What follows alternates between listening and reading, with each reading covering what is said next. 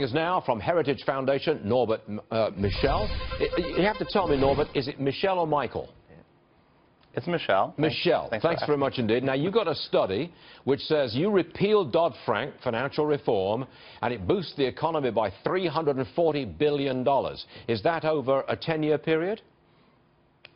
That's actually, the 340 is actually a dynamic revenue impact over a 10-year period. Yeah. Okay. And then if you look at the GDP effect is more like 1% per year on average over a 10-year period. Well, you really want the reform you want the repeal of Dodd-Frank, don't you? I can tell. So break it down for me. What is the biggest thing that repeal of Dodd-Frank delivers to the economy? Which single item?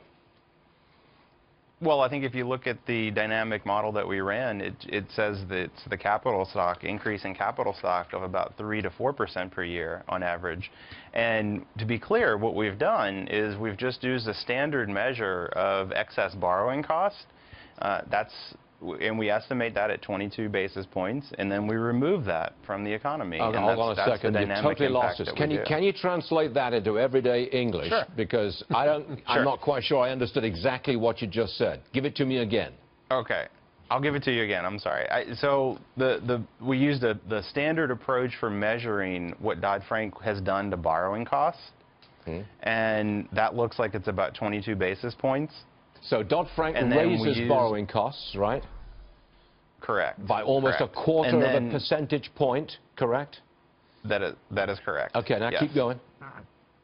And then we sort of just plug that in a standard sort of macroeconomic model to take that out of the economy and to say if you lower borrowing costs again, what do you do to the economy? How do you improve it? Okay. And that's what the paper is about. Now, how do we do this? How do we get rid of that extra borrowing cost, Dodd-Frank? Does it have to be legislated, or can the president do it by executive order in some way? That's a really interesting question. I think for the most part, though, this has to be done legislatively.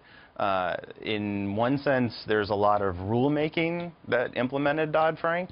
So some of those agencies could pare back those rules. However, some of those agencies are independent agencies, so it's not as though the president can simply have the agencies do whatever he wants. For the most part, you're going to have to see a legislative solution to this. Okay, most of the bankers that I've talked to tell me that it is smaller banks, maybe regional banks, community banks, they were worst hit by Dodd-Frank. Is that accurate? I think that's accurate, and it's really strange because if you read the text of Dodd-Frank, a lot of this stuff applies to the largest banks.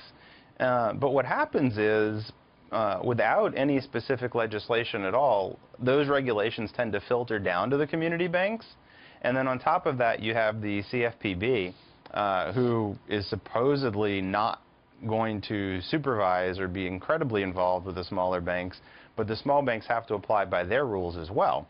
And when you throw all those things in with all the regulations that already exist, the overall weight of this is just killing them. That's what we hear from community bankers all the time. The good news is that getting rid of Dodd-Frank would boost the economy. The bad news is it's going to take an awful long time to get rid of Dodd-Frank and boost the economy. Robert, Michel, thank you very much for joining us, sir. Great study, and we appreciate you being here. Thank you, sir.